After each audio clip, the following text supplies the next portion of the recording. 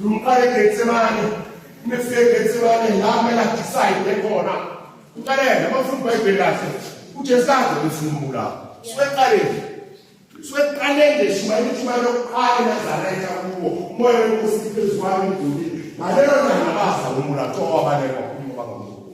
Kuningi indawo thowa baphumi ebaleke. Kodwa la usiyabona daya usiyakujikele. Amen bazalwane.